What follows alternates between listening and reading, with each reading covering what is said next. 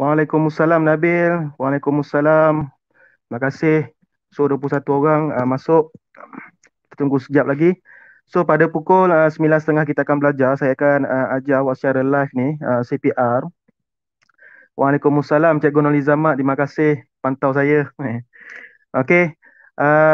Jadi kalau ada apa-apa soalan boleh tanya kat sini sebab ada cikgu-cikgu kita juga tengah ataupun sedang bersiaran langsung bersama kita. Okey. Kalau ada apa-apa soalan boleh tanya kat sini. Nanti saya akan letak soalan tanya saja di komen. Nanti mungkin cikgu-cikgu yang lebih senior ataupun lebih berpengalaman akan jawab soalan awak semua. So kita akan belajar 9.30 hingga lebih kurang dalam pukul 10 suku ataupun 10.20. Selepas itu saya akan berikan soalan dan saya akan beri masa untuk awak jawab soalan objektif yang saya sediakan. Selepas itu kita akan bincang soalan tersebut sehinggalah pukul 11. So pukul 11 tu barulah tamat kita punya kelas lah. Okey, jadi kita tunggu sikit lagi. Okey, ada 20 pelajar yang sedang menonton kita. Terima kasih kepada pelajar-pelajar Sekolah Menengah Kebangsaan Puchong Perdana ataupun ada juga ke pelajar-pelajar sekolah lain. Okey. Jadi kita tunggu dalam 5 minit lagi. Saya nak set up sekejap. Saya nak sediakan soalan-soalan yang awak akan jawab selepas ini.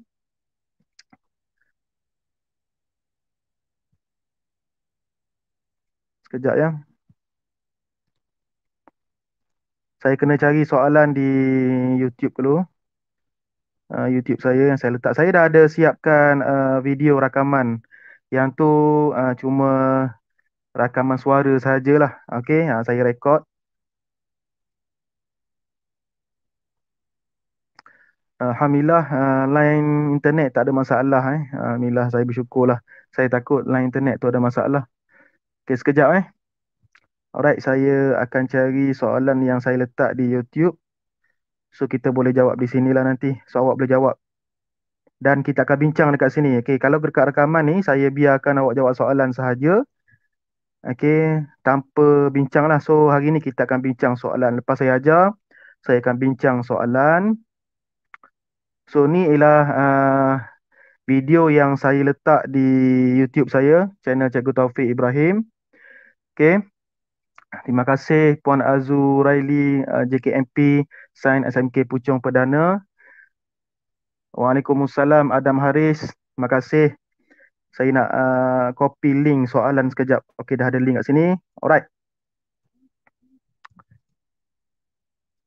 Jadi kita boleh mulakanlah soalan kita. Soalan pula kelas kita.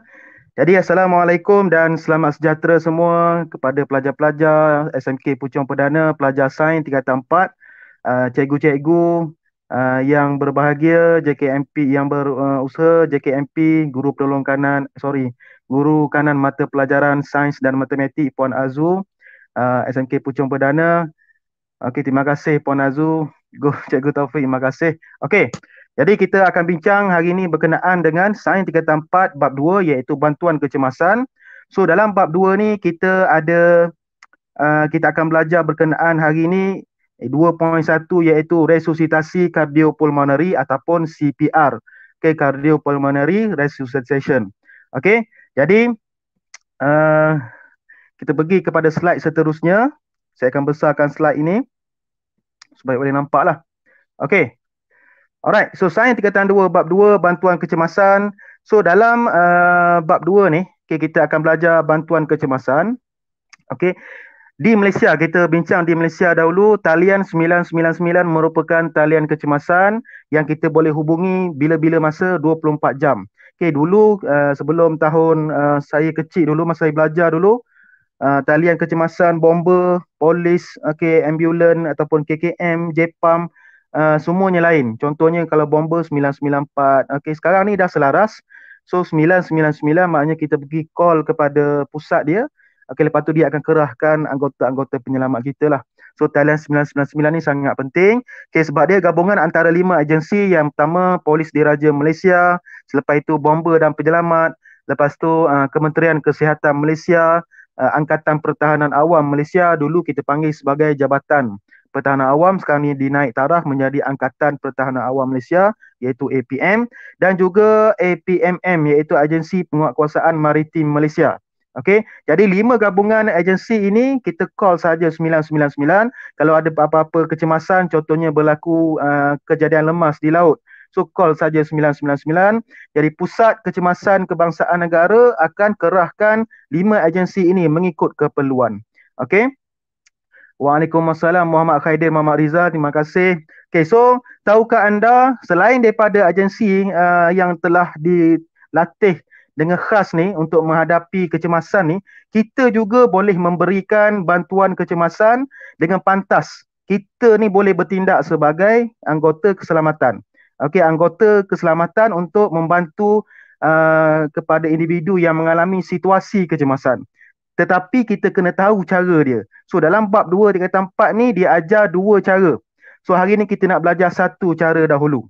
So kita tengok bantuan kecemasan dalam bab ni, yang kita nak belajar hari ni ialah resusitasi kardiopulmonari ataupun cardiopulmonary resuscitation. Okay, CPR lah, senang. Okay, CPR. Yang kedua ialah Heimlich maneuver. Heimlich maneuver kita akan belajar lepas ni. So dalam bab 2, dalam bab 2 tingkatan 4, kita akan belajar 2 ni sahaja.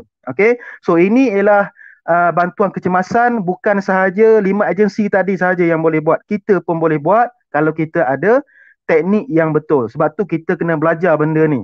Okay, kalau mengikut data, kebanyakan pesakit-pesakit jantung mendapat serangan jantung di luar, bukannya di dalam hospital. Okay, di rumah ke, di tempat kerja, di tempat awam, di mall dan sebagainya. Jadi pada waktu itu, kita sebagai orang awam, kalau kita ada teknik, kita tahu cara yang betul, kita boleh tolong mangsa tersebut. Sebab tu kita kena belajar. Saya sangat menyokong usaha Kementerian Pendidikan Malaysia ni, sebab dimasukkan silibus ini. Dimasukkan silibus ini dalam sains tingkatan 4 supaya semua pelajar yang ada di Malaysia ni tahu teknik ini. Okey, tahu CPR, macam mana cara dia, Heimlich maneuver, sebab ini ialah kecemasan-kecemasan yang kita tak duga dia akan berlaku. Okey, jadi kena belajar betul-betul benda ni, sebab kita takut kita minta jauh, kadang-kadang ujian tu datang dekat kita sendiri, kadang-kadang keluarga kita sendiri yang kena.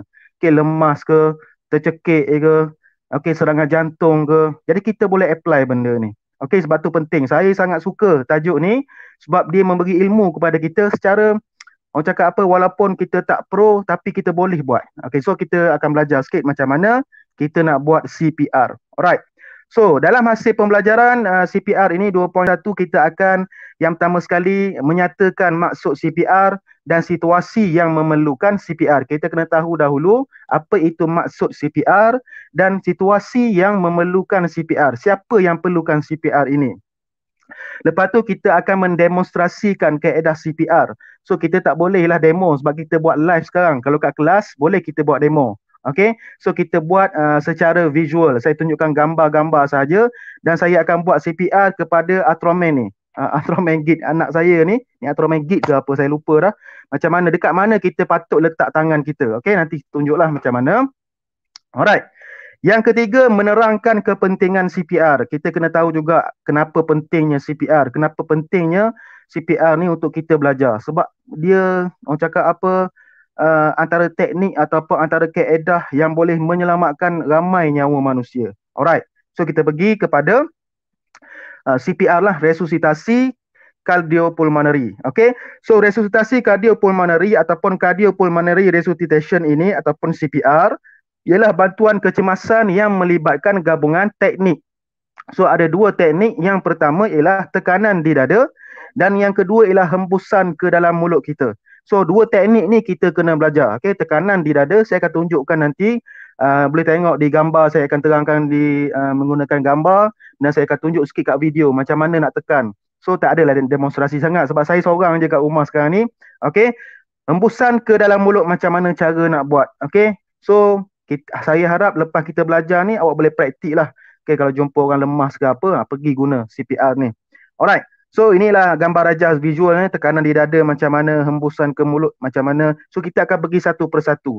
Okay, tekanan dada. Ada cara dan kaedahnya. Jangan mandai-mandai kita tekan tanpa ilmu, kesian kat orang tu. Orang tu nak selamat, kita pula yang menyebabkan dia masalah. Alright.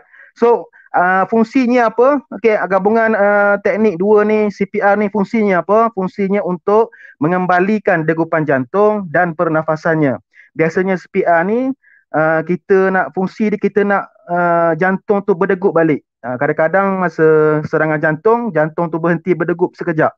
Okey, dia dah ada beberapa minit. Kalau kurang daripada 4 minit jantung berhenti, kita boleh usahakan untuk jantung tu berdegup balik.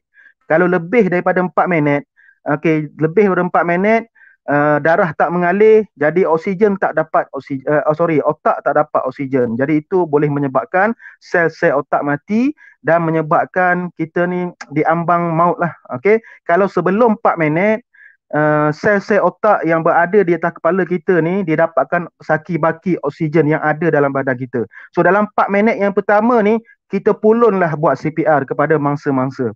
Alright. Sebab kita nak mengembalikan degupan jantung supaya darah tu pergi ke seluruh badan termasuklah ke otak untuk dapatkan oksigen dan mengembalikan pernafasan. Nak ambil balik oksigen daripada luar masuk dalam badan kita. Alright. Okay. So saya dah explain tadi, mengembalikan degupan jantung sangat penting sebab jantung ni pam darah ke seluruh badan termasuklah ke otak kita, dan untuk mengembalikan pernafasan, untuk mendapatkan balik oksigen yang berada di persekitaran ni masuk dalam badan kita. Itu dia punya kepentingan dua teknik ni ataupun fungsi ataupun kaedah CPR ini untuk mengembalikan jantung kita dan untuk mengembalikan pernafasan. Okey. Alright, kita pergi kepada situasi yang memerlukan CPR. Siapa dia yang perlukan CPR ni? Keadaan individu yang memerlukan CPR ni apabila seseorang itu tidak memberikan respon terhadap rangsangan. Contohnya apa? Tidak bernafas. Contohnya kita panggil, dia tak menyahut. Kita tepuk bahu dia, dia tidak bertindak balas, tidak sedarkan diri.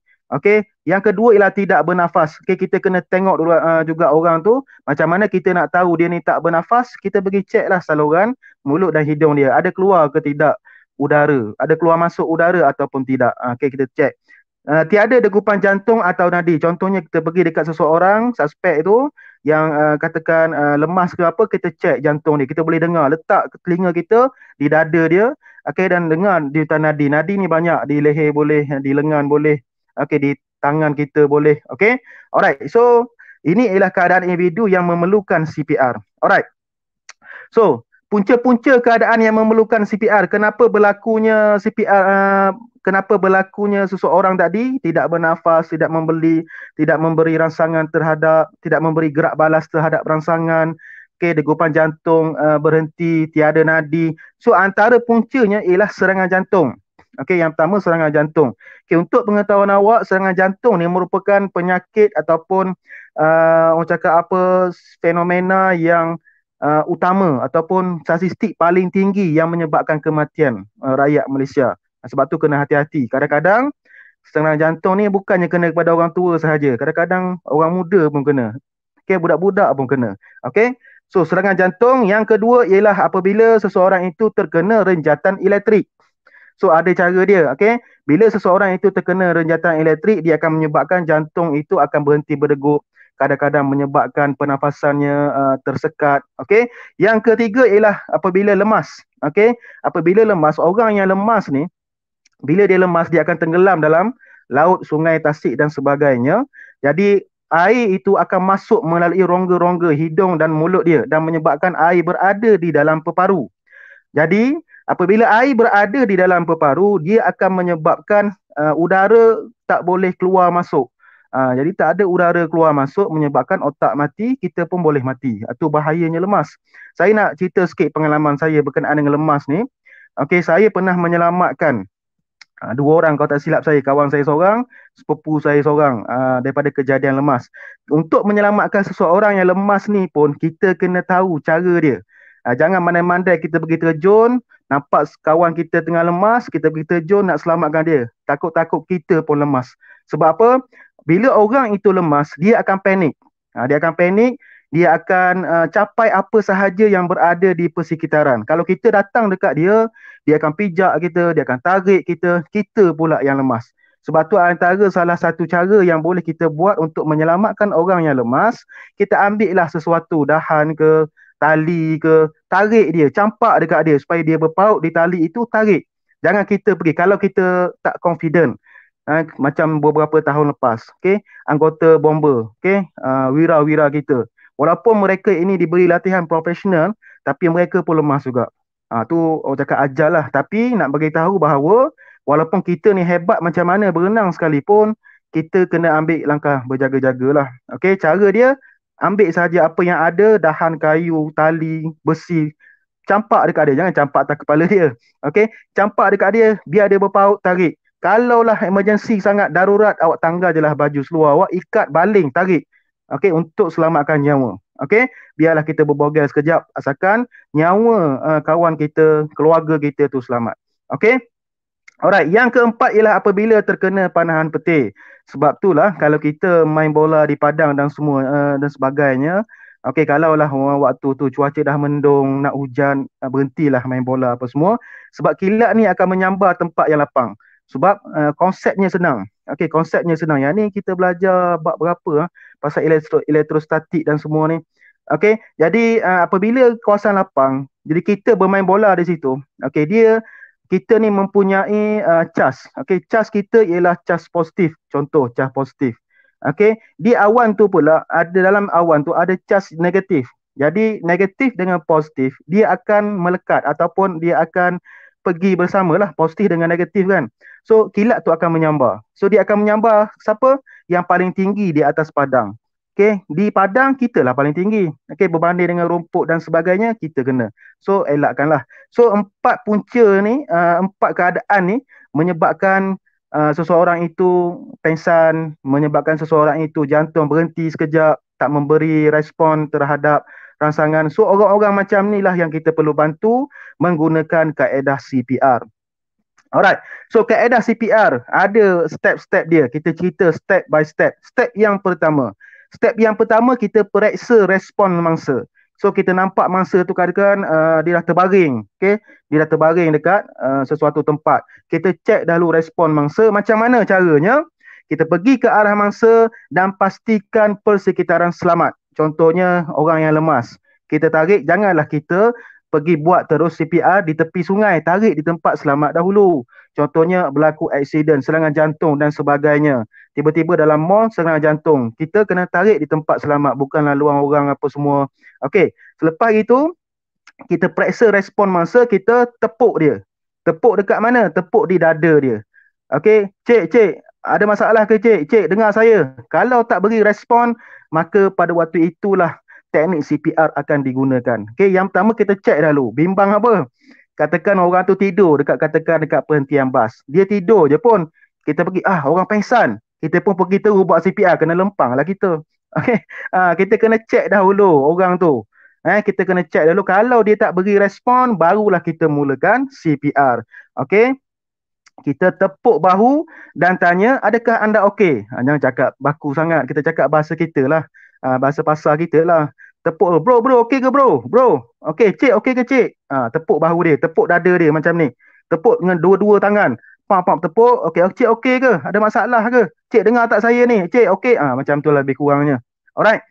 Okey, selepas itu, jika tiada respon, jika tiada respon, kita minta dahulu pertolongan orang yang berada di persekitaran tersebut. Okey, jerit tolong cik, tolong call talian kecemasan, call ambulans, call polis, type 999, dial 999. Tu kaedah yang betul. Sementara kita nak tunggu anggota-anggota bantuan ni, kita boleh guna teknik CPR. 4 minit tadi saya beritahu kan. Dalam masa 4 minit tu, kalau jantung tu berhenti berdegup, kita boleh degupkan kembali. Okey, tu dengan izin Allah Subhanahu taala lah. Alright. So, step yang kedua, tak ada respon, kita pun dah suruh orang call 999, call polis, call bomber dan sebagainya. Kita buka saluran pernafasan mangsa. Macam mana cara dia? Kita ambil, kita dah letak tempat yang selamat, kita baringkan mangsa, bahagian atas, macam baring lah, macam tidur. Pastikan mangsa berbaring, dada di bahagian atas, jangan meniarapkan dia, jangan mengiringkan dia, baring terus. Selepas itu, kita dongakkan kepala. Kalau kita contoh macam saya ni kan, ni keadaan macam mana kita baring kan. So, bila kita nak cek, kita dongakkan kepala macam ni. Supaya boleh buka saluran pernafasan di leher kita. So, dongakkan kepala. Kita tolak sikit kepala dia. Dongak macam ni lah, contoh macam saya tunjuk kan. Macam ni kan. So, kita baring, katakan saya baring. So, awak datang, dongak bahu saya, dongak dagu saya macam ni. Supaya saluran pernafasan di sini terbuka. Okey, so dongakkan kepala ke belakang dan angkat dagu untuk membuka saluran pernafasannya. Okey, lepas itu yang perlu awak buat ialah periksa sama ada mangsa itu bernafas atau tidak. Macam mana cara kita nak pastikan ni mangsa ni bernafas atau tidak? Dengan cara kita dekatkan telinga kita di bahagian hidung dan bahagian dada lah. Tengok hidung dia dan mulut dia keluar tak udara. Okey, kalau bernafas mesti kita akan rasa udara keluar masuk keluar masuk. Kalau tak ada udara keluar masuk, yang tu kita pergi ke step yang ketiga. Okey, dengan mendengar hembusan nafas daripada hidung dan tengok dada dia bergerak. Kalau orang bernafas dia akan bergerak kan. Awak dah belajar form 3 mekanisme pernafasan. Kalau kita tarik nafas, hembus nafas, okey, kita punya pergerakan dada naik turun naik turun. Kalau tak ada hembusan nafas, kalau tak ada pergerakan dada, kita pergi ke step yang ketiga. Okey, step ketiga apa? Kita terus lakukan. Ini ialah teknik yang pertama tadi. CPR kan ada dua teknik kan. Kita apply teknik yang pertama, iaitu tekanan dada. Okey, tekanan dada. Jika nadi atau pernafasan tidak dapat dikesan, kalau lepas tu awak tengok dada dah tak bergerak, awak pergi tengok hembusan nafas dekat mulut pun tak ada, awak pergi check nadi dia. Kat mana? Dekat leher, dekat apa ni, dekat tangan ni. Yang ni awak akan belajar bab 3 nanti. Okey, bab 3 kita akan belajar macam mana kita nak check denyutan nadi apa semua itulah. Okey, teknik tekanan dada perlu dilakukan untuk membantu pendarahan di dalam badan, bukan nak bagi badan tu berdarah. Okey, nak bagi jantung tu berdegup. Bila jantung tu berdegup, jantung tu akan pam darah ke seluruh badan termasuklah otak kita. So teknik tekanan dada. So macam mana cara dia? Okey, yang pertama sekali, letak tapak tangan di tengah dada. Okey, katakan saya ambil mainan Ultraman anak saya ni. Okey, di mana kita nak letak tapak tangan kita? Di tengah dada. Okey, tengah dada, antara dada kiri dan kanan ni, tengah dada, bukan kat bawah. Kat bawah ni ialah sternum.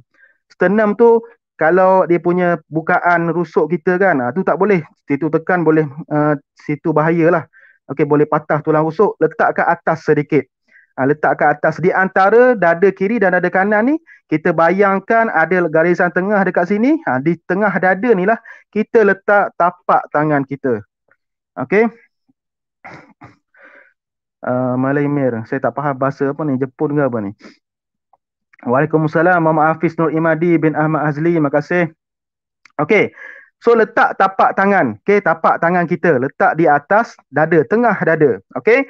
Selepas itu luruskan tangan. Tangan kita ni kena lurus. Okey, kena lurus, tak boleh bengkok-bengkok. Okey, tekuk tangan dan selang-selitkan jari. Macam mana? Kita ambil tangan kanan kita, selitkan jari macam ni. Ni cara dia, nampak Okey, nampak tapak tangan atas dada, selepas tu kita pun ambil jari, selitkan macam ni. Okey? Okey, contohnya macam ni. Alright? Letakkan tangan, okey. Lepas tu selitkan di antara jari-jari kita, luruskan tangan luruskan tangan. Jangan buat macam ni. Ni bukan cara yang betul ni, awak tolak macam ni, boleh patah tulang rusuk orang. Kita guna bahu kita, kekuatan bahu. Nanti saya ajar macam mana. Okey, bangun dan condongkan badan sedikit ke hadapan. Kita ni kena bangun dan condong. Kita ni bangun sikit. Okey, condongkan ke hadapan sedikit. Kau dalam gambar rajah di bawah ni, kita bangun, condong badan. Sebab kita nak bagi pressure dekat dada dia, nak bagi tenaga. Okey, bahu berada tegak dengan dada mangsa. Bahu kita dengan dada mangsa ni tegak, sebab tu kena condong. Kalau straight macam ni, dada kat depan. So, tidak samalah dengan bahu kita. So, kita condong ke depan sikit. Katakan mangsa kat bawah saya sekarang ni kan. So, bahu saya berada tegak dengan dada mangsa. Dan kita luruskan badan. Contoh macam ni, saya bangun sikit lah. Macam ni kan. Kejap saya bangun lah. Kena berdiri lah pula. Okey, kata mangsa berada di bawah ni. Okey, awak dah buat tangan macam ni. Okey, luruskan. Okey, bongkokkan badan ke hadapan sedikit. Luruskan tangan awak. Okey, luruskan tangan. Okey, pastikan bahu kita ni berada tegak dengan dada mangsa. Okey, selepas itu, tekan dada kita, mangsa tu dengan kuat. Okey, bukan kuat. Kuat dan pantas nama dia. Okey, lebih kurang 2 inci ataupun 5 cm hingga 6 cm. Jangan lebih tekan banyak sangat, boleh patah tulang rusuk mangsa. So tekan dia menggunakan kekuatan bahu. Okey, bahu macam ni. Tangan pastikan lurus. Jangan awak tekan macam ni. Ni menggunakan siku ataupun lengan. Tak guna kekuatan bahu. Kalau buat macam ni, habis. Orang tu nak selamat, awak pergi cabut nyawa dia pula. Salah. Dia kena guna kekuatan bahu. Tekan bahu, tekan. Okey, guna kekuatan bahu. Alright. sedalam 5 cm hingga 6 cm. Okay, lebih kurang panjang ni lah tekan dia. Okay, tekan. Dada tu akan berombak bila tekan, pop, tekan kuat-kuat. Jangan guna tangan macam ni. Ni boleh menyebabkan tulang rusuk tu menjadi patah. Bila tulang rusuk patah, pergi pula kepada peparu, pergi pula tulang rusuk tu kena ke jantung, habis mati pula orang tu. Orang tu nak selamat, kita pula menyebabkan masalah. Okey, sebab tu kena belajar CPR ni, tahu teknik yang betul. Lepas tu lepaskan tekanan dengan tangan masih diada, tekan, lepas. Okey, tekan, lepas. Guna bahu macam ni, macam ni. Okey, lepas, okey. Biarkan dada kembang sebelum tekan semula. Jangan tekan, kita tekan je, jangan tekan macam tu. Tekan, lepas. Okey, tekan, naik atas, lepas. Tekan, lepas. Tekan, lepas. Okey, tengok dada dia akan kembang, turun. Kembang, turun. Tu teknik tekanan di dada. Okey, Immanuel tulis apa ni? Tak faham ni. Bahasa apa ni? Bahasa alien ke apa? Haziq Mirzan. Halo Haziq Mirzan. Assalamualaikum. Alright, seterusnya. Kadar tekanan dada ni 100 kali tekanan selama 2 minit. 2 minit. Okey, selama 1 minit. Okey, maknanya lebih kurang 100 hingga 120 kali tekan tu selama 1 minit. Maknanya dalam 1 saat kita buat 2 kali. 1, 2 dah tekan, 2, 4, 3 dah 6. Okey, tu maknanya dalam 1 minit 100 hingga 120 kali kita tekan dada. Dengan cepat dan tangkas, pantas. Jangan pelan-pelan tekan, kesian kat orang tu. Okey, kalau ada nyawa dipanjangkan umur lagi, kita bantu dia. Okey, jangan kita pula menyebabkan dia ni bermasalah. Okey. Alright. Tekanan yang kaedah yang keempat, apabila masa tu tak ada lagi pergerakan, tak ada lagi respon, kita akan buat bantuan pernafasan. Macam mana caranya?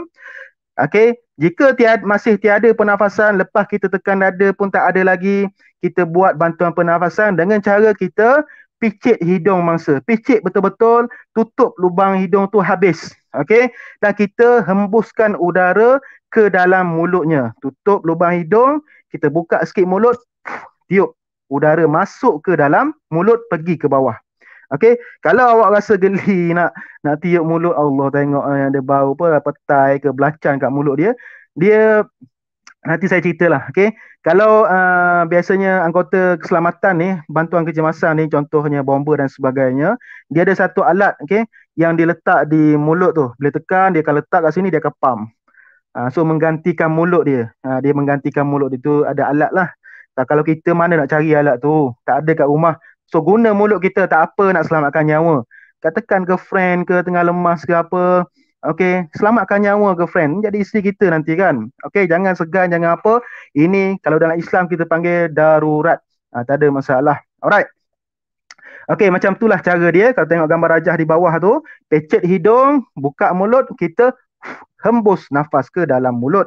Selama 1 saat setiap hembusan. 1 saat, 1 hembus sekali. 2 hembus sekali. Okey, banyak mana? Okey, selama 1 saat. Okey, membolehkan udara beroksigen masuk ke dalam trakea dan sampai ke peparu. Sebab dalam udara hembusan ni ada lagi gas beroksigen. Kita belajar bab form 3, kita dah belajar mekanisme respirasi mekanisme pernafasan. Di situ Ashraf Jafrul tumpang belajar ya. Terima kasih Ashraf Jafrul, daripada sekolah mana ni ya? Terima kasih. Jadi bila dalam udara hembusan ni, kita boleh buat eksperimen mengkaji kepekatan gas oksigen dalam udara hembusan dengan udara serutan kan. Okey, jadi bila kita tengok data-data dekat situ, dalam udara hembusan dia ada 14% lagi gas oksigen. Okey, udara hembusan ada 16%. Okey, udara hembusan ada 14%. Jadi sebab itulah kita boleh hembus nafas kita ni, udara hembusan masuk ke dalam badan mangsa. Sebab kita nak bagi gas oksigen yang ada dalam udara hembusan tu masuk ke dalam badan. Okey, sebab itulah kalau kita buat BBQ ke apa kan, kalau ada bara-bara kayu kan, macam mana kita nak nyalakan dia balik? Kita tiup kan. Sebab dalam udara hembusan tu ada lagi gas oksigen. Oksigen membantu pembakaran. Okay, sebab itulah ni konsep dia, kita hembus. Nanti ada soalan, kenapa kita perlukan udara hembusan, tak ambil je udara sedutan? Macam mana nak ambil udara sedutan? Mangsa ni tak boleh sedut nafas. Kita yang tolong hembuskan. Alright. Okay, teknik yang kelima. Okay, langkah yang kelima. Bukan teknik, langkah yang kelima. Bila tak ada lagi respon, kita gabungkan dua-dua kaedah ni, dua-dua teknik ni. Okey, tekanan dada 30 kali dan 2 kali hembusan mulut ke mulut bantuan pernafasan tadi gabungkan. Okey. Jadi contohnya kita buat lakukan tekanan dada 30 kali, kita tekan 30 kali, 1 2 sampai 30, kita tu pecik hidung, buka mulut, tiup hembusan udara kita tadi tu 2 kali. 1 saat, 2 saat. Okey. Sebab hembusan ni 1 saat 1 hembusan. So kita buat berulang kali.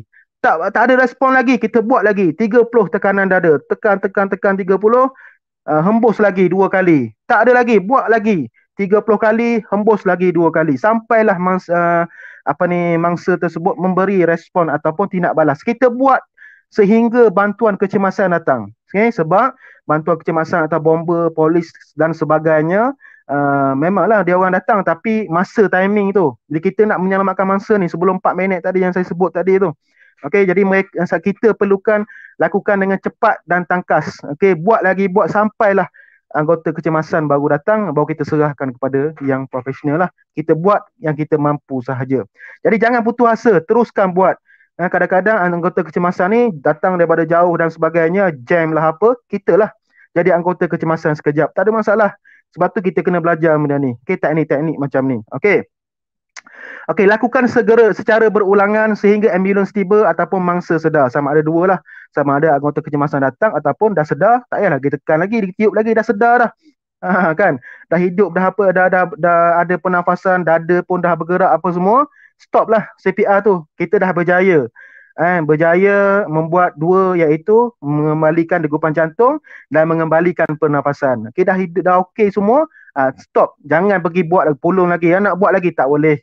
Tak pasal-pasal kita kena menumbuk dia. Apa ni? Okey, dah sedar, settle. Alhamdulillah. Okey, Alhamdulillah kita dah sedarkan mangsa tersebut. Okey, so bila mangsa dah tersedar, okey, kalau mangsa tu bernafas tapi belum sedar. Okey, kata kita buat tadi, dah buat tekanan dada 30 kali, hembusan 2 kali. Kita pun tengok, dengar dekat telinga dia, ada hembusan nafas. Dia bernafas, sedut nafas, hembus nafas, tapi dia tak sedar. Kan, kita panggil dia tak menyahut tak apa, kita ubah kedudukan. Mula-mula baring tadi, kita letak dia dalam keadaan mengiring supaya senang udara nak masuk keluar, supaya dia cepat tersedar. Okey, ubah dalam gambar contoh ni, kedudukan mengiring. Alright.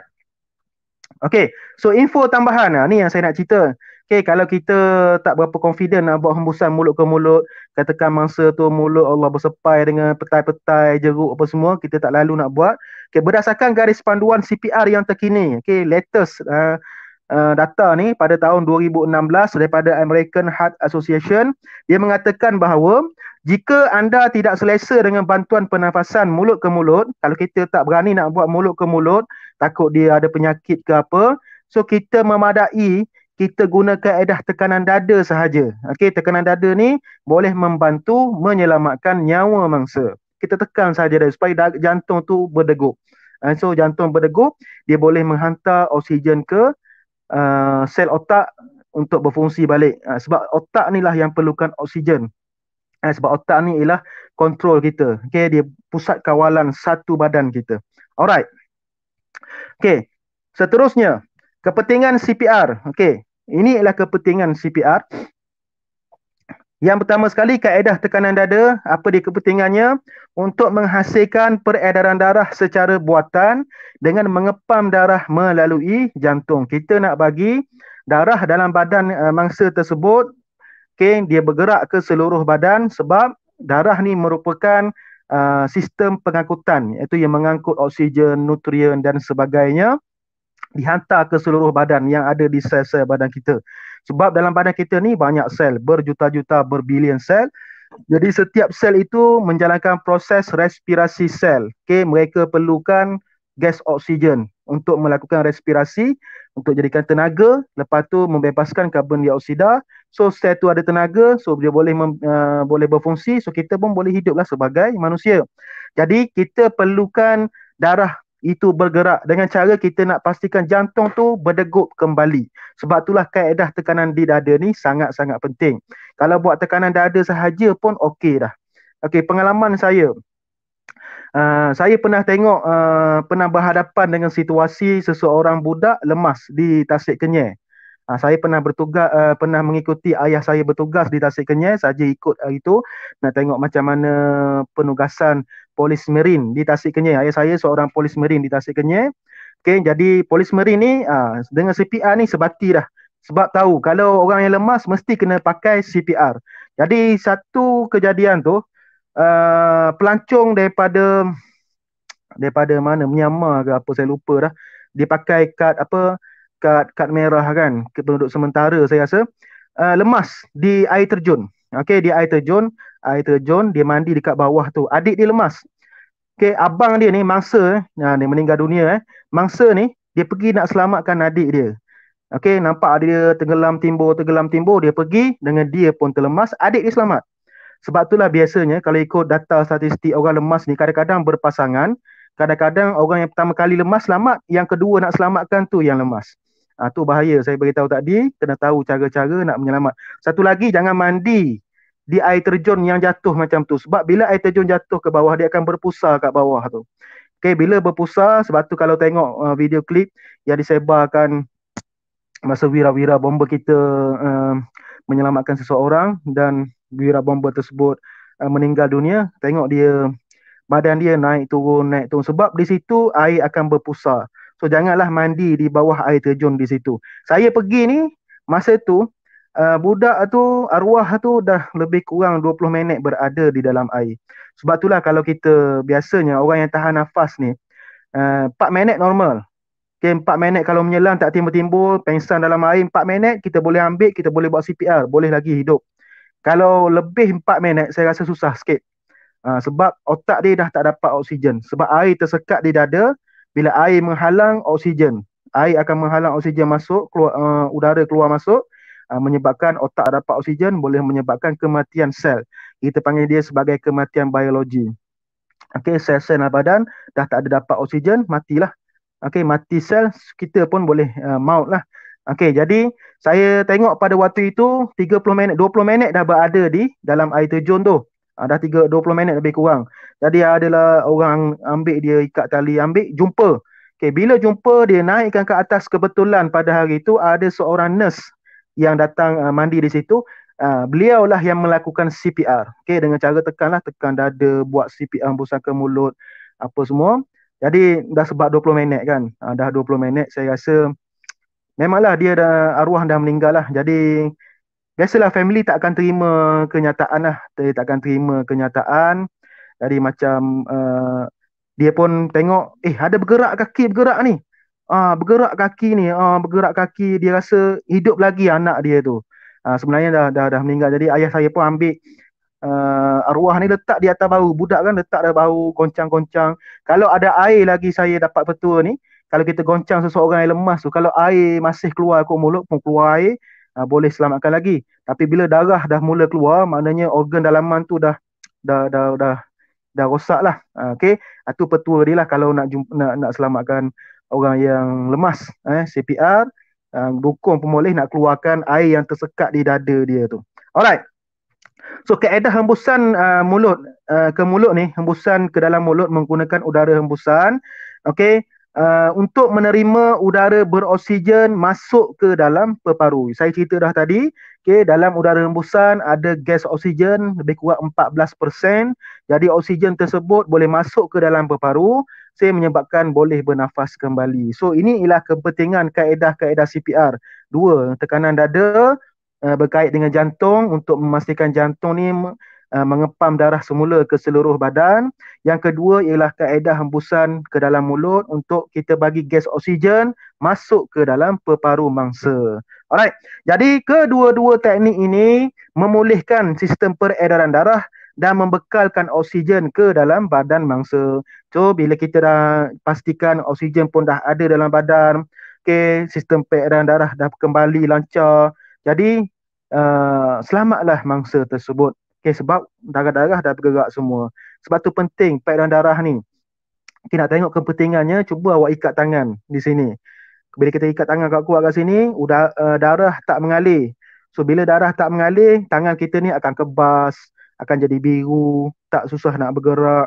Sebab sel-sel kat sini semuanya menjalankan proses respirasi sel. So bila tak dapat oksigen, dia mulalah nak matilah akhirnya. So sebab tu kita rasa kebas dan nampak biru apa semua. Okey, itu pentingnya peredaran darah dalam badan kita ni. Okey?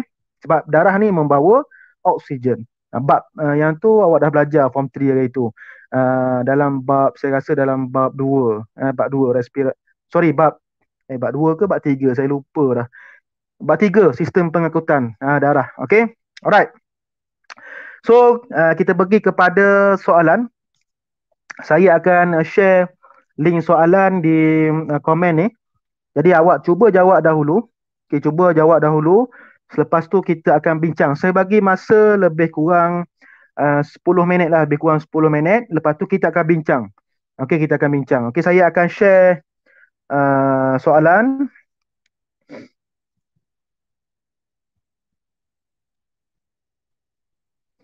Saya copy link di sini dan saya akan letak di komen. Ni YouTube saya ni. Silap-silap. Sekejap Alright, ni link dia. So, boleh cuba jawab dahulu soalan ini. Okay, 10 minitnya ni. Sebab soalan ni awak tik-tik senang je. Okay. Okay, cuba jawab soalan yang saya sediakan di bawah ni. Okay. Sementara tu saya tunjuklah muka saya. Alright. So, try tekan link di situ. Ataupun awak copy paste sahaja link ni. Ataupun awak pergi saja di YouTube saya. Channel YouTube Cikgu Taufik Ibrahim. Pergi dekat playlist Sains Tingkatan 4. Saya tunjuk sikit. Sains Tingkatan 4 KSSM. Okay, selepas tu awak akan jumpa. Okay, katakan saya pergi dekat playlist. Okay, sorry awak tak nampak kejap. Okay. So, pergi di playlist saya. Okay, ni ialah YouTube saya lah. Okay. Pergi dekat playlist. Dalam playlist tu, di sini playlist ni ada banyak lah. Ada sejarah tingkatan 4, ada sains tingkatan 5, sains tingkatan 3. Okay. So, sains tingkatan 4. Okay, awak klik sains tingkatan 4 situ. Okay. So, di sini saya mengumpulkan video-video. Tak banyak lah, sikit baru. Ni anak saya ni letak video kartun ni. Okey, saya delete dulu. Okey, pergi dekat sains tingkatan 4 2.1. Okey, resusitasi kardiopulmonari. Okey, selepas tu di bawah itu ada link untuk pergi ke soalan. So tekan saja link di sini. Tekan link, try jawab dahulu. Okey, ini soalannya, nanti kita akan bincang. Okey, nanti kita akan bincang. Okey, ini soalan yang saya sediakan. Nanti kita akan bincang, jawablah, letak nama, letak negeri. Okay, sebab alhamdulillah pelajar-pelajar YouTube bukannya dari Selangor sahaja, merentasi Malaysia lah. Ada yang daripada Sarawak, ada Sabah, Terengganu, Johor, Pahang. Terima kasih semua. Okay, alhamdulillah saya bersyukurlah kerana pelajar-pelajar ni dapat terimalah cara pengajaran saya. Okay, kelas ni letaklah kelas apa yang di sekolah awak. Kalau pelajar YouTube dia letak pelajar jemputan lah. Okay, untuk pelajar SMK Puchong Perdana, untuk pelajar SMK Puchong Perdana, saya akan letak di situ nanti link kehadiran. Link kehadiran. So, awak boleh klik link di situ dan isi kehadiran di Google Form. Nanti saya akan share di kehadiran tersebut. Okey. Sekejap saya nak cari dulu link kehadiran untuk pembelajaran PDPR secara live YouTube di sinilah. Okay, kalau ada apa-apa soalan boleh tanya di komen di tepi chat ni, chat ya, awak tanyalah apa-apa pun, tak ada masalah.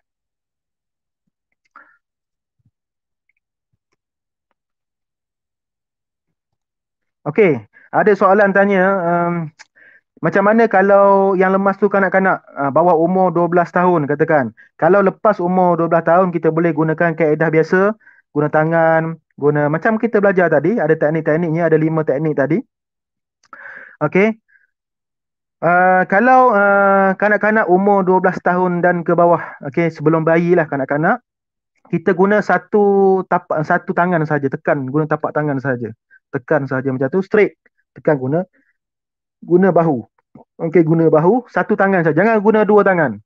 Jangan guna dua tangan sebab boleh menyebabkan rosak struktur tulang rusuk, boleh menyebabkan tulang rusuk tu patah sebab budak mangsa tu budak mungkin tak kuat lagi, kita pergi tolong kita, aku baru belajar daripada Cikgu Taufik ni, pam buat hancur rosak, bahaya, kena belajar betul-betul, kena tahu tak semua teknik CPR ni boleh guna semua orang, tengok umur, tengok umur pula. Kalau kanak-kanak satu tangan, kalau bayi macam mana, okey, katakan bayi Ultraman, okey, katakan baby, siang baby ni kena kan, awak guna jari. Jari mana? Jari hantu dan jari manis. Okey, jari hantu dan jari manis. Letak di tengah dada, katakan macam ni. Letak di tengah dada, tekan. Okey, menggunakan, jangan kuat sangat, tekan. Okey, sebab jantung baby kecil lagi. Tulang rusuk pun lembut lagi. Okey. Kalau tak tahu buat, jangan buat sangat bahaya. Okey. Tu kita kena tahu juga. Jangan bantai. Bayi pun bantai pergi buat dua tangan. Siang kat bayi tu, siang kat kanak-kanak tu. Ada cara dia. Okey, kalau orang tua, dah tua sangat dah, kalau buat kuat boleh patah tulang rusuk ni. Macam mana? Okey, kalau orang tua. Sama juga, kita kena kontrol lah sikit kekuatan kita tu. Kita tengok masa tu macam mana. Biasanya CPR ni biasa dilakukan di hospital-hospital, di ward kecemasan dan sebagainya. Saya kecewa, be happy, dapat 10/10. Hebat. Kecewa, be happy macam mana tu? Patut happy je lah dapat 10/10. Terima kasih, saya kecewa, be happy. Okay. So tanya dia soalan, kalau ada masa lebih kurang 5 minit lagi. Kita habis kelas pukul 11. Sekarang baru pukul 10.20. Banyak masa lagi tu. 40 minit lagi. Alright. So kalau ada soalan boleh tanya. Uh, Kalau dengan haiwan macam mana haiwan? Sama juga. Dengan haiwan pun sama saja. Tapi haiwan tu mestilah bernafas menggunakan peparu lah. Jangan pergi buat dekat ular. Ular, ular ke, pergi buat dekat katak ke, ikan ke, kan, ikan. Cikgu main game. Alamak, nak main game macam mana? Jawab soalan tu. Okay. Um, Terima kasih Puan Azu. Terima kasih. Okay. Kalau haiwan sama juga, pastikan haiwan tu bernafas menggunakan sistem macam kita lah. Yang ni dalam silibus selama Form 3 kita belajar pernafasan haiwan. Okay? Ada haiwan yang bernafas menggunakan peparu. Ada haiwan menggunakan kulit macam katak. Ada haiwan menggunakan insang macam ikan. Ikan, kalau awak nak selamatkan guna CPR, tak dapat lah. Ikan mana ada peparu. Mana ada sistem peredaran darah macam kita. Dia lain. Alah, nak selamatkan ikan buat apa? Dalam Islam, antara bangkai yang kita boleh makan ialah ikan lah. Ataupun haiwan yang berada di laut. Pelik kan? Boleh ke makan bangkai? Boleh. Boleh makan bangkai. Okey, boleh makan bangkai. Sebab bangkai ikan, haiwan yang makan bangkai, sorry. Bangkai boleh makan, haiwan dalam laut. Mana ada kita pergi kat pasar, tengok ikan semua hidup, semua ikan mati. So boleh makan. Okey. Wise, saya tengok dari awal balik ya, baru masuk. Tak ada masalah. Boleh tengok, saya akan buat recording. Awak tengok balik boleh, tak ada masalah. Okey. Puan Azu, ni soalan kebat. Ibu mengandung macam mana? Tak ada masalah. Mengandung sebab dia di rahim, bukan di dada. So tekanan dada macam biasa. Okey, rahim berada di bawah. Sama juga macam teknik Heimlich maneuver. Boleh juga kita buat untuk ibu mengandung. Okey, sebab mengandungnya di rahim, bukan di perut. Perut salah. Kita sebenarnya salah orang Melayu. Perut besar nampak ada baby, bukan perut. Perut tu ada usus ya. Ada makanan-makanan kita, usus besar, usus kecil. Anak berada di rahim. So untuk CPR ibu mengandung tak ada masalah, sama saja sebab dia di dada. Okey, anak tak berada di dada. Tapi kekuatan tu kita kena kontrol sebab ada baby, ada janin dalam tu lah. Alright. So saya bagi masa 5 minit lagi. Boleh jawab soalan.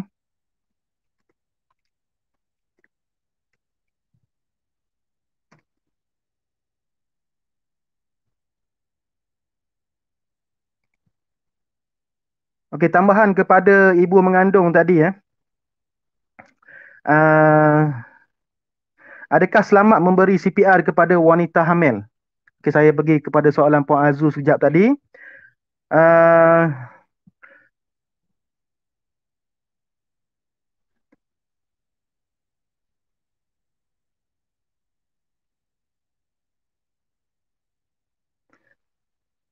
Okey, untuk ibu yang mengandung dia ada cara lain sikit lah. Saya akan share sedikit. Sama juga kalau ibu mengandung tu memberi ataupun tidak memberi respon terhadap rangsangan dan sebagainya, kita pun bergerak kepada wanita hamil tersebut. Kita panggil lah, puan okey ke tidak? Kalau tak ada respon dan sebagainya, kita minta call 999, okey, ambulans, polis, bomba dan sebagainya. Okey, perlahan wanita itu berbaring di sebelah kirinya. Kita letak baring. Okey, ni silap sikit saya betulkan balik. Kita tak baringkan, kita letak mengiring. Okey, 45 darjah. Okey, kita tengok cek pernafasan dan sebagainya. Okey. Lepas tu bila dah mengiring, bayi itu berada di rahim kan. Kita lapiklah perut baby, perut wanita tersebut guna jaket ke baju dan sebagainya. Alright, supaya baby itu tak terjatuh ke bawah sedikit. Okey, selepas itu letak kedua tapak tangan di bahagian antara tengah dada. Okey, tengah bawah dada ni tolak perlahan. Okey, kita tak payah kuat sangatlah. Okey, tolak perlahan 30 kali selama 30 saat. Okey, kita shortkan. Kalau yang tadi orang biasa 100 kali dalam masa 1 minit. Yang ni kita shortkan kepada 30 kali dalam masa 30 saat. Okey. Jadi selepas itu kita pun tiup buat bantuan pernafasan antara kita dengan dia. Kita hembuskan nafas ke dalam mulut, pecek hidung, buka mulut, hembus. Okey, selepas tu ulang lagi. Teruskan sehingga mangsa sedar ataupun ambulans sampai. Okey. Alright. Kalau itulah beza antara perempuan mengandung. Sorry, silap. Kita kena adjust kedudukan sahaja. Kena adjust kedudukan sebab ibu mengandung ni ada janin dalam rahim kan. So kena tahu sikit cara dia. Pastikan tak efek lah sebab dia beza sikit antara orang biasa dengan wanita mengandung. Kalau kita tengok dekat sini sedikit dekat page APM ni, untuk ibu mengandung ni kita kena lain sikit lah. Kalau saya boleh share dekat sini kejap saya pergi dekat StreamYard, kita share sedikit macam mana untuk ibu mengandung. Okey, ni ialah CPR untuk ibu mengandung. Saya ambil daripada APM Tumpat. Okey. Untuk ibu mengandung, teknik CPR dia berlainan sedikit daripada CPR yang dilakukan untuk orang biasa. So untuk ibu mengandung, contohnya 20 minggu ke atas, kalau tak ada nadi, tak ada pernafasan dan sebagainya, tak ada respon terhadap gerak balas, kita letak ke posisi mengiring, ke kiri sedikit. Okay, ibu mengandung lateral ke kiri sekitar 30 darjah. Lepas tu boleh menggunakan spinal board atau selimut untuk menyokong mangsa.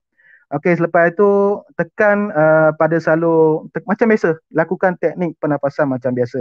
Kalau dekat sini dia tunjuk macam ni lah. Okey, kita kena serongkan sedikit badan mangsa ni. Selepas tu kita support kita punya janin dalam rahim wanita mengandung tersebut guna jaket dan sebagainya. Okey, mengiring sedikit 30 darjah saja, 30 degree saja. Okey, tolak macam inilah contohnya. Ni contoh gambar yang sangat jelas. Okey, sebab kalau kita baring macam biasa berkesan kepada kedudukan janin dalam rahim tersebut. Okey, terima kasih Puan Azu. Ni soalan betul-betul nak kebat ni. Okey, kalau keluar soalan dalam exam ni sangat menarik lah. Okey, lepas tu lakukan CPR macam biasa. Okey. Okey, macam ni 30 darjah. Okey, 30 darjah Okey, ni 30 darjah. Alright. Sorry, saya tekan sekali lagi. Sorry. Okey. So letak 30 darjah, kita support. Okey, janin-janin yang di bawah tu lakukan tekanan macam biasa. Okey, tak boleh baring direct. Sangat bahaya. Okey, sorry saya itu adalah teknik yang betul. Saya lupa masukkan di dalam pembelajaran sebab dalam buku teks dia tak sebut kan. Jadi bagus juga ni. Kita boleh sama-sama belajar lah. Terima kasih Puan Azu, JKMP Puchong Perdana. Okey, soalan seterusnya. Kalau mangsa hidup, tiba-tiba tak bernafas. Kalau mangsa hidup, tiba-tiba tak bernafas. Macam mana dia nak hidup kalau tak bernafas? Menarik soalan ni. Macam mana? Sekejap Kalau mangsa hidup, tiba-tiba tak bernafas. Maknanya seorang tu macam mana? Mangsa hidup macam mana? Muhammad Hafiz bin Nur Imadi, maksud awak macam mana? Kalau dia tak bernafas, kalau katakan dia hidup, dia okey, tiba-tiba tak bernafas, CPR lah tu. Sama ada kadang-kadang kena penyakit jantung dan sebagainya. Sebab penyakit jantung ni, dia tak ada tanda-tanda tau. Dia macam, oh sakit, sakit, sakit. Ada. Kadang-kadang tak tunjuk pun tanda macam tu. Tiba-tiba, pam, rebah terus.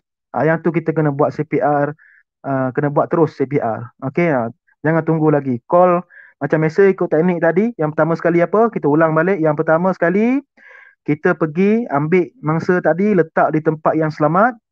Lepas tu kita cek respon mangsa, tepuk di dada, tanya, cik okey ke cik? Cik ada masalah apa? Cik dengar tak? Tak ada respon. Kita pun minta tolong yang berada di persekitaran, call ambulans dan sebagainya, type 999. Selepas itu, kita pun baringkan dengan biasa. Kalau orang biasa normal, baringkan. Kalau untuk wanita mengandung, kita sengitkan sedikit, lebih kurang 30 darjah. Okey, selepas itu kita pun cek saluran pernafasan. Yang kedua, cek saluran pernafasan. Macam mana cara? Dongakkan kepala. Okey, kalau kita macam ni, ditutup sikit, kita dongakkan dagu ni. Okey, untuk membuka saluran pernafasan di leher kita. Okay, selepas tu kita pun dengar pernafasan. Okay, ada tak pernafasan? Caranya macam mana? Letak telinga di saluran mulut ataupun hidung. Tengok udara ada keluar atau masuk tak. Ada keluar masuk tak udara tadi tu. Okay, yang kedua kita tengok dada dia. Ada naik turun tak? Sebab orang bernafas ni, dada akan naik turun, naik turun. Okay, kalau tak ada kedua-dua tu, tak ada udara keluar masuk, dada pun tak berombak macam bernafas, barulah kita lakukan yang ketiga, iaitu tekanan di dada. So macam mana tekanan di dada? Macam tadi, tapak tangan macam ni, okey. Tangan selitkan macam ni, lepas tu letak di dada, tengah dada. Okey, tengah dada. Jangan terlampau letak di bawah ni. Ni sternum, sternum ni yang bahaya. Letak di tengah dada. Antara dada kita ni, tengah dia, letak kat sini. Okey, luruskan tangan kita, luruskan. Okey, luruskan, okey. Faham. Okey, terima kasih Muhammad Hafiz. Faham tu, okey tu. Luruskan tangan, tekan menggunakan kekuatan bahu kita. Okey, pastikan bahu kita ni tegak dengan dada mangsa. Okey, tegak. Jangan kita straight, kita bongkokkan kita punya badan. So bahu kita tegak dengan dada mangsa. Okey, lakukan menggunakan kekuatan bahu, bukan guna kekuatan tangan macam ni. Yang ni macam nak bunuh orang ni. Okey. Alright, selepas tu buat selama ataupun sebanyak 100 kali dalam 1 minit. Kalau untuk wanita mengandung, kita buat 30 kali dalam masa 30 saat. Okey, tak ada respon. Okey, tak ada lagi pernafasan, nadi pun tak ada. Okey, dada pun tak bergerak lagi. Yang keempat, kita lakukan hembusan mulut ke mulut, iaitu bantuan pernafasan. Kita pecet hidung, buka mulut, 2 kali. 1 saat, 2 kali, tekan dada balik. Okey, tiup lagi. Supaya apa? Supaya uh, gas beroksigen dalam udara hembusan tu masuk ke dalam badan. Okey, selepas itu tak ada respon lagi. Yang kelima ialah kita gabungkan teknik. Macam mana? Gabungkan teknik tekanan di dada dan hembusan ke mulut. Okey, selang-selikan. Okey, macam kita bincang tadi. Okey, buatlah sampailah anggota keselamatan ataupun bantuan kecemasan sampai. Mungkin dengan usaha kita, asbab kita, dengan cakap apa, pertolongan daripada Allah dan sebagainya, insya-Allah kita boleh menyelamatkan mangsa tersebut. Okey.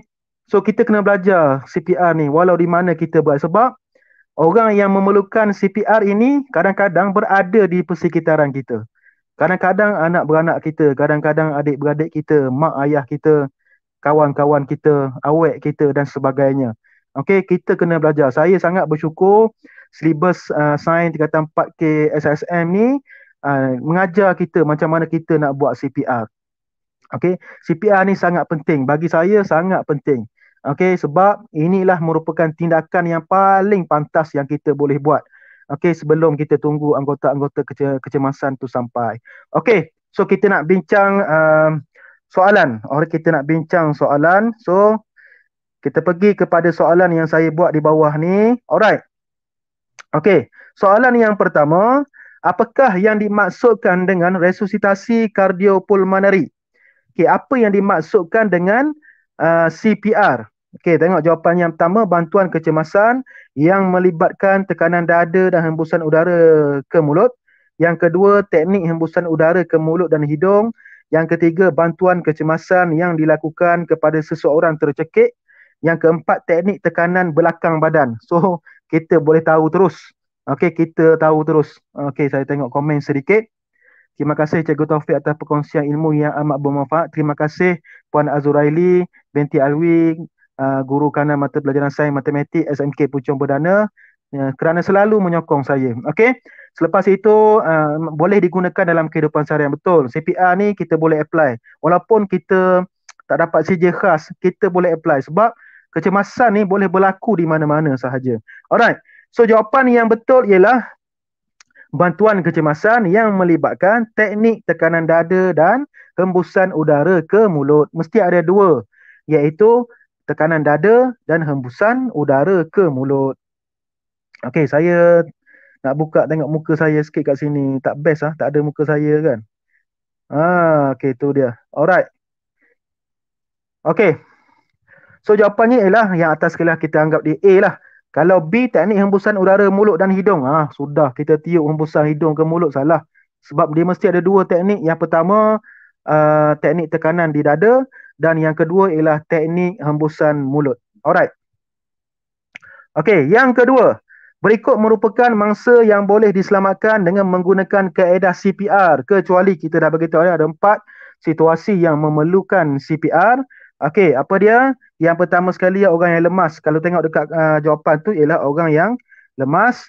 Lepas tu orang yang terkena renjatan elektrik. Yang ketiga terkena serangan jantung. Dan yang keempat tu dia tunjuk orang yang tercekik. Yang ni kita tak guna CPR. Yang ni kita tak guna CPR. Kita guna apa? Kita guna 2.2 nanti. Yang kita panggil sebagai kaedah Heimlich Manoeuvre. So Heimlich Manoeuvre ni digunakan untuk seseorang yang tercekik.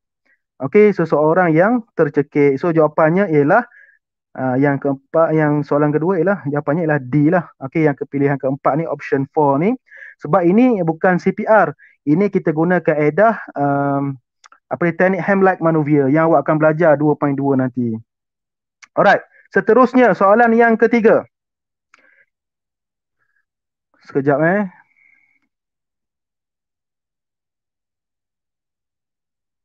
Okey, yang ketiga, apakah kepentingan teknik tekanan dada semasa melakukan CPR?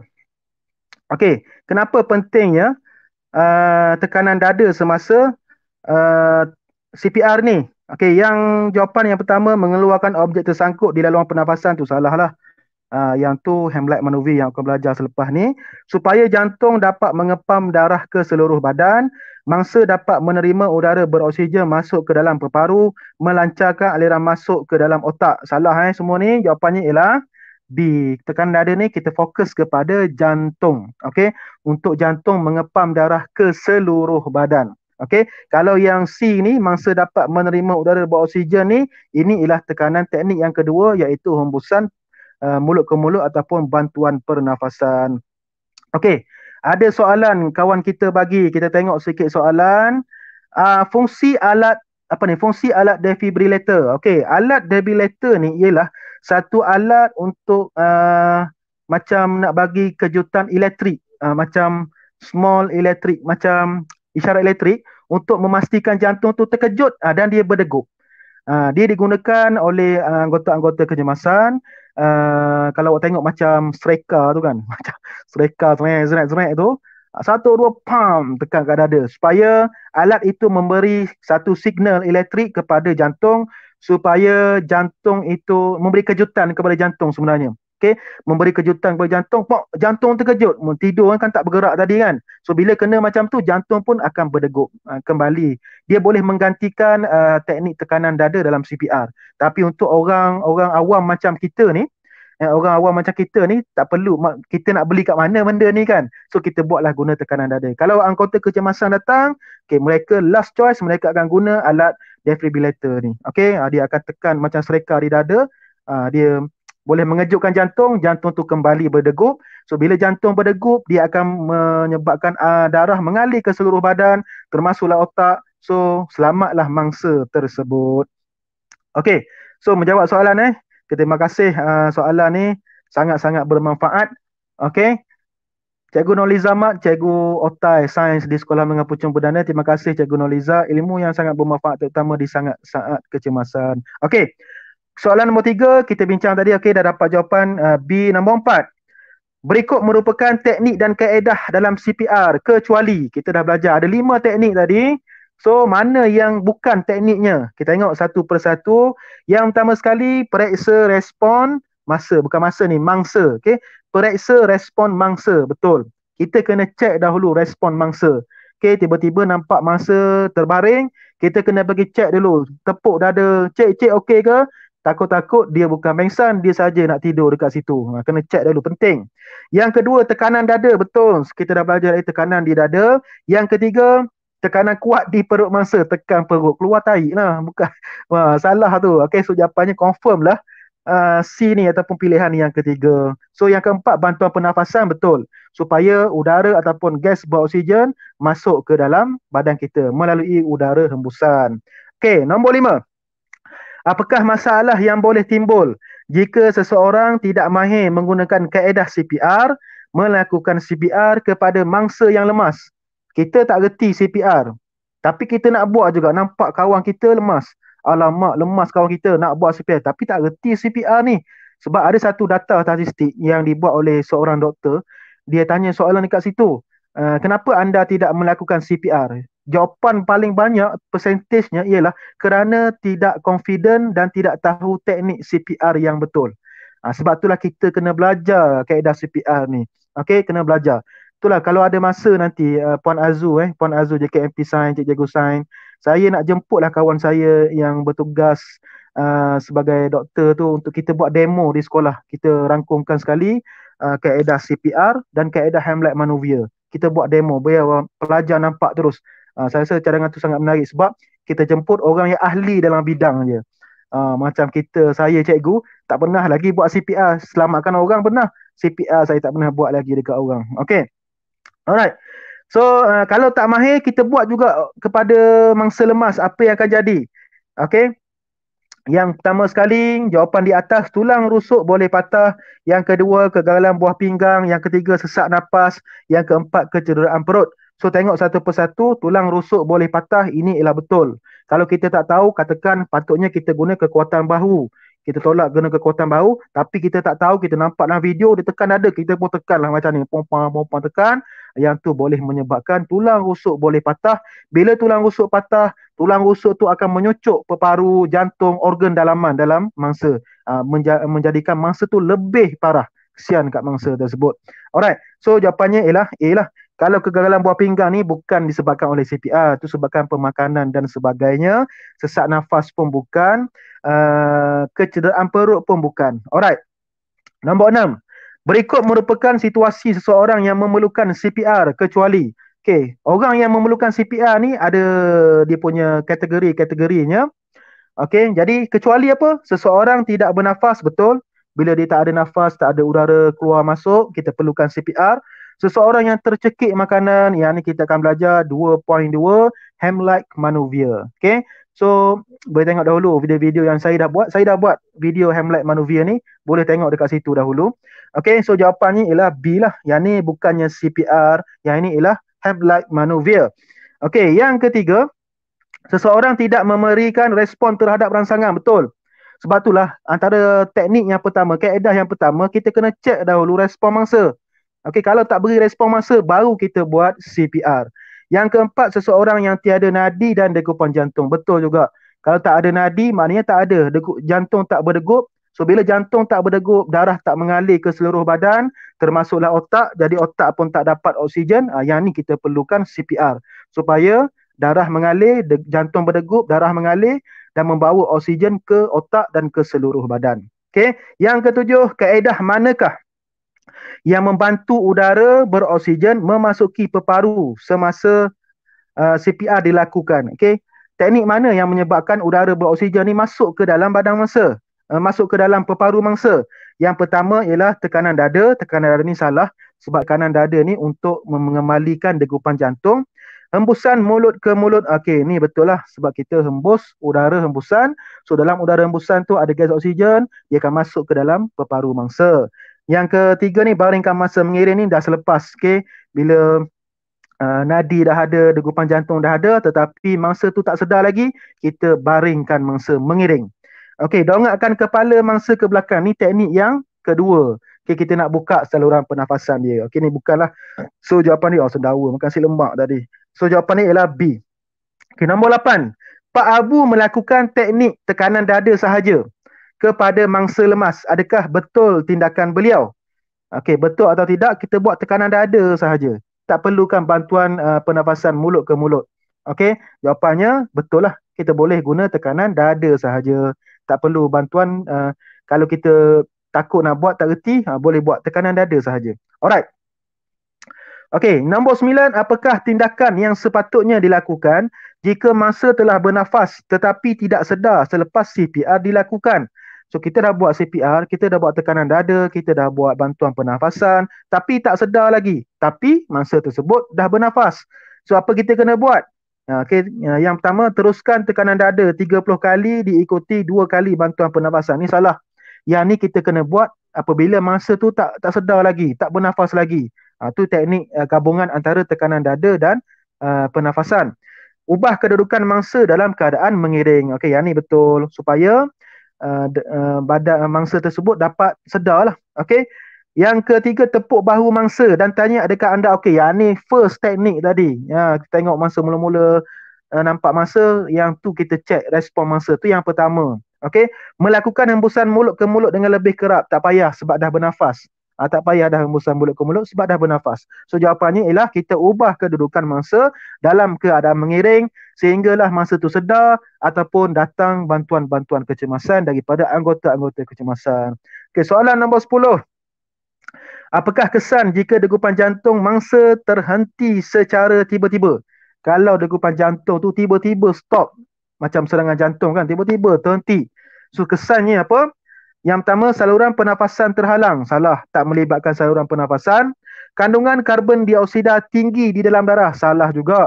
Okey, sebab penyebab antara karbon dioksida tinggi dalam darah ni contohnya udara-udara tercemar. Contohnya kalau karbon monoksida lah biasanya. Karbon monoksida yang mengandungi karboksinogen dalam udara tu, yang tu yang menyebabkan kepekatan karbon dioksida tinggi dalam darah, yang tu boleh menyebabkan kematian. Bukan. Pertukaran gas dalam peparu tidak berlaku. Berlaku juga, tetapi oksigen itu sangat-sangat sedikit. Yang keempat, darah yang membawa oksigen tidak dapat mengalir ke seluruh badan dan otak. Ni ya betul jawapannya. Okay, bila jantung berhenti berdegup, sebab fungsi jantung ni ialah mengepam darah ke seluruh badan, termasuklah otak. Okey, so kalau jantung berhenti berdegup, tak adalah pernafasan, tak adalah pengaliran darah ke seluruh badan. So, sel-sel badan dalam badan kita tak dapat oksigen. Contoh kita punya contoh senang saja. Tangki air di rumah. Dalam satu kawasan perumahan ada tangki air. Okey, besar tangki air tu. Jadi tangki air tu dia fungsinya untuk mengalirkan air ke rumah-rumah kita. So, fungsi tangki air kat atas tu besar kan. Dia menggunakan tekanan graviti untuk mengalirkan air-air ke seluruh rumah. Mana ada tangki air kat bawah? Semua tangki air kat atas supaya air dapat mengalir ke bawah mengikut graviti. So, lajulah air mengalir ke bawah dan guna pump lagi, tolak air lagi kan.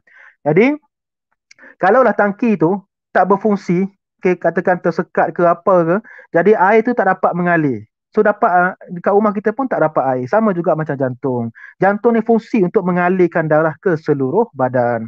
So, kita submit skor. Alamak, saya tak isi nama lagi. Saya isi dulu. Taufik Handsome. Untuk pengetahuan awak, sekolah-sekolah dekat sekolah Pucung Berdana ni, memang nama saya dipanggil Taufik Handsome. Dan terbuktilah handsome. Negeri Selangor, sekolah SMKPP. Kelas saya kelas tercorot. Okay, Pak N. Alright, saya pun hantar. So, awak boleh hantar markah ni kepada guru-guru kelas sains awak. Okay. Saya dapat 9 per 10. Soalan mana yang saya salah ni? Oh, saya tak tanda yang ni. Saya lupa tanda. Okay, jawapannya betul lah. Okay, jawapan ni saya lupa tanda tadi. Alright. So, Puan Azu, terima kasih. Kejap. Kita akan set lah masa nanti saya panggil lah doktor. Namanya Doktor Rizwan. Okey. Anas Daniel. Saya pernah buat ECG kat hospital sebanyak 4 kali. Kenapa pula dengan benda tu? Boleh cikgu explain untuk semua? Saya pun pernah buat ECG dulu masa form 3. ECG ni pada pendapat saya lah, sebab saya pun berpengalaman. Kita sama. Sebab masa saya form 3 dulu, bila saya duduk dengan nenek dulu di Terengganu. So saya sekolah di sekolah Mercang dulu, sekolah menengah kebangsaan Mercang. So pada masa tu hospital ataupun klinik datang nak buat apa ni, suntikan apa entah, saya pun lupa lah. Jadi doktor pun check sekali lah. Dia check degupan jantung saya tak stabil dia kak.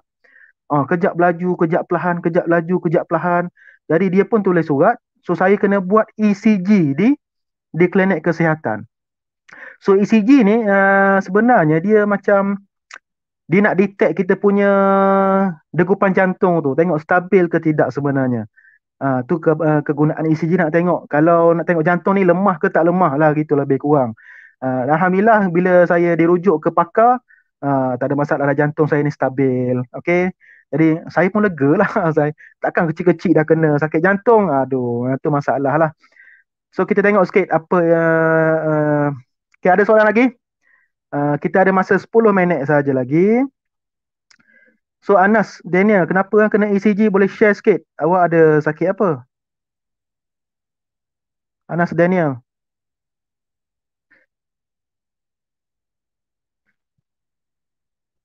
Okey, saya jumpa sikit dekat sini. ECG ni dipanggil electrocardiogram. Okey, electric cardiogram. Dia untuk ujian untuk mengesan, ya, macam saya sebut tadi lah, mengesan rentak jantung. Okey, rentak jantung dia guna elektrik lah. Sebab ECG kan, kalau Anas Daniel betul tak? Dia pasang habis ni, kita ni pasang wire-wire dekat sini, dada kita penuh. Macam mau cakap, macam apa tak, macam pesakit kronik lah. Saya takut tengok hari tu. Masa tu lah. Sebab saya pun masa tu form 3, muda dari awak lagi masa tu. Kan? So ECG tu lebih kurang macam tu lah. Saya cari dekat sini pun sama lah yang saya explain. Sebab saya pun pernah mengalami ECG ni. Sebab saya boleh bercerita lah. So dia nak tengok, nak ukur electric activity ataupun aktiviti elektrik yang dijana oleh jantung kita. Jantung kita ni ada berdegup kan. Dia berdegup, berdegup, berdegup macam tu. So kita boleh measure dia punya detakan jantung itu. Okay, so kita panggil sebagai ECG tu, electrocardiogram. Okay, nak uji denyutan elektrik daripada jantung tu, nak tengok stabil ke tidak stabil. Sebab saya punya hari tu kejap tinggi, kejap rendah, kejap tinggi, kejap rendah. Biasa jantung ni kalau tak stabil masa tengok awet je, betul. Macam saya lah, tengok isteri saya sekarang, dulu awet saya kan. Tengok dia habis meremang, melurama, berdegup dalam jantung tu daripada segi sistem endokrin kita. Yang tu endokrin, bila kita rasa sayang pada seorang, bila lalu tu endokrin, bukannya jantung kita. Okay, so jangan ECG macam tu lah, nak tengok graf electrocardiogram kita punya jantung. Okay, tak ada masalah. Okay, jadi saya doakan, kita semua doakan Anas Daniel ni sihat walafiat, tak ada masalah, dipermudahkan segala urusan. Alright. Jadi ada lagi soalan kita boleh share. Saya kalau tak tahu, cikgu dalam ni boleh jawab. Kita ada Cikgu Nurul Zamat, kita ada Cikgu Hebat, JKMP Sains, Pucung Perdana, Cikgu Azuraili. Okay. Sorry saya tak pakai baju coat sikit, tie tak ada pakai kat rumah kan. Asalkan hari ni kan hari Rabu, anggaplah saya ada PJ hari ni. Kenapa pakai topi cap? Sebab nak tutup rambut panjang. Saya takut lagi nak pergi kedai gunting. Sebab lah COVID-19 kan. Amin. Terima kasih Nabil. Nabil ni antara subscriber terawal saya. Terima kasih kepada semua pelajar-pelajar SMK Puchong Perdana terutamanya, dan kepada pelajar-pelajar YouTube saya lah. Terima kasih kepada semua. So kita pun nak habis dah. Jadi saya akan buka okay. Jadi terima kasih kepada semua, terutamanya pelajar SMK Puchong Perdana tingkatan 4 tahun 2021. Ini ialah cabaran bagi awak sebab awak ni belajar apa cakap? Awak ni belajar secara tak normal lah kan. Saya tak normal. Belajar online, belajar live, Google Meet dan sebagainya. Dan saya harap kita semua sepanjang pembelajaran macam ni, saya harap awak semua faham lah. Okey, saya harap awak semua faham. Jadi sebenarnya tak ada masalah belajar bersemuka ke, belajar online ke, keberkatan tu ada di mana-mana. Keberkatan tu ada di mana-mana. Dan terima kasih kepada usaha-usaha, terutamanya usaha-usaha mak ayah kita yang sediakan gadget-gadget untuk kita, okay, untuk kita meneruskan pembelajaran dalam normal baru. Tapi Alhamdulillah, lepas ni bulan 4, bulan April nanti, insya-Allah kita akan bertemu semula di sekolah. Jadi Alhamdulillah kita akan buat demo terus kat sekolah. Dekat sekolah kita tak ada masalah. Online ni payah sikit nak buat demo. Sebab saya tak boleh sentuh awak, awak tak boleh sentuh saya. Saya kalau mengajar sains, saya suka bercerita. Saya suka bercerita sebab kadang-kadang pembelajaran sains tu kena dengan apa yang saya baca dan saya alami. Okey, sebab itulah antara petua yang diberikan oleh cikgu saya, namanya Cikgu Rasul, okay, daripada SMK Mercang dulu. Bacalah buku dia, Kak. Sebab daripada pembacaan inilah yang membezakan kita dengan orang lain. Alhamdulillah, saya rasa benda tu sangat betul. Sangat betul. Okay? Sebab kalau kita banyak membaca, kita dapat beza antara orang lain. Kita ada ilmu sedikit. Sebab itulah dalam Islam, okay, antara suruhan pertama, yang wahyu yang pertama ialah surah Al-Alaq, Iqra, bacalah. Ilmu tu sangat penting. Nak ceramah tazkirah lah pula kan, dah tak ada tauliah, tangkap habis. Okay, saya nak PJ cikgu. Yang ni tengok sekolah. Kalau sekolah tak bagi tak tahu. Tapi tahu tengok macam mana. Tapi saya rasa kebanyakan PJ nanti PJ yang tak bersentuhan lah. Macam badminton single ke apa. Tengoklah nanti. Kita jumpalah bulan 4 nanti. Jadi terima kasih kepada semua. Dah 5 minit lagi saya pun nak stop lah. Okay, saya nak buat ucapan sikit. Terima kasih kepada semua pelajar-pelajar Puchong Perdana, pelajar-pelajar daripada seluruh Malaysia. Sebab tu saya buat Google Form tadi, saya letak negeri. Dan Alhamdulillah, dah beribu-ribu orang duk tonton video pembelajaran saya, jawab soalan. Saya pun dapat detect daripada negeri-negeri banyak. So, kadang-kadang ada pelajar tanya di komen YouTube, saya pun boleh jawab. Tak ada masalah. So, saya rasa seronok sebab saya mempunyai pelajar yang ramai dari serata Malaysia. Dan Alhamdulillah video-video pengajaran saya dapat diterima baik oleh semua pelajar-pelajar. Terima kasih kepada guru-guru yang menggunakan bahan pembelajaran saya, share video-video saya. Saya cakap apa ni lah saham akhirat saya. Jadi doakanlah saya. Saya pun bersyukur kerana guru-guru ramai doakan saya dalam YouTube tu. Semoga taufik, rezeki murah dan sebagainya. Saya Alhamdulillah sebab doa-doa cikgu ni makbul. Tak ada hijab. Saya bersyukur sangat walaupun saya dah cikgu, walaupun saya dah tua, masih lagi mendapat doa daripada cikgu-cikgu. Alhamdulillah. Dulu masa saya pelajar, doa daripada guru-guru ni lah sangat penting bagi saya. Doa mak ayah dan sebagainya. Okey, jadi awak boleh subscribe di YouTube saya, Cikgu Taufik Ibrahim. Saya masih lagi membuat bahan pelajaran. Walaupun sekolah dah buka, saya tetap teruskan tuition online saya ni. Semua pelajar tak ada masalah, free of charge. Okey, tak ada masalah. Awak nak tanya soalan, tanyalah. Kalau nak tanya soalan berbentuk diagram dan sebagainya, gambar rajah, nak ambil gambar, tak, sebab dekat YouTube tak boleh letak gambar, awak pergi kepada page Facebook saya, page Cikgu Taufik Ibrahim, boleh tanyalah dekat situ. Okay? Boleh letak gambar, tanya soalan. Saya kalau ada, saya boleh jawab, saya jawab. Kalau tak boleh jawab, kita ada ramai lagi pakar-pakar cikgu kita. Cikgu-cikgu pakar kita. Okay? Terima kasih Puan Azu. Sentiasa support saya walaupun Cikgu Azu Raili baru masuk ke sekolah sebagai JKMP. Baru jumpa 2-3 kali. Alhamdulillah banyak support saya. Terima kasih kepada Cikgu Rosida. Cikgu Rosida ni ialah senior apa ni, cikgu pak otai saya, kampung sama orang Terengganu kita. Hello Terengganu kita. Okey. Muhammad Hafiz Nur Imadi ni wash hand. Okey. Itulah nombor baru kan, basuh tangan dan sebagainya.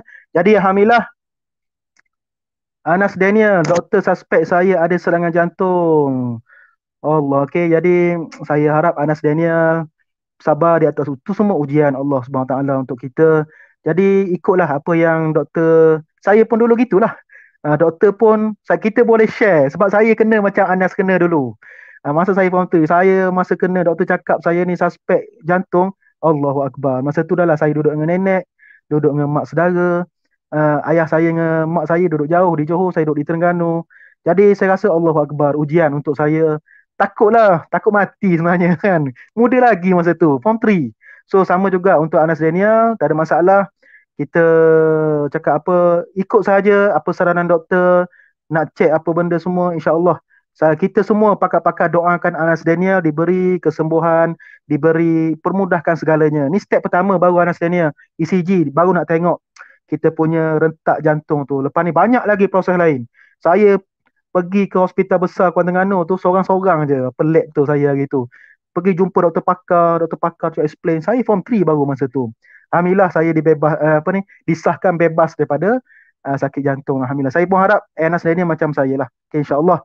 So, yes, right, cikgu. Betul juga. Okay, Anas Daniel, saya sabar. Teruskan saja, tak ada masalah. Okay.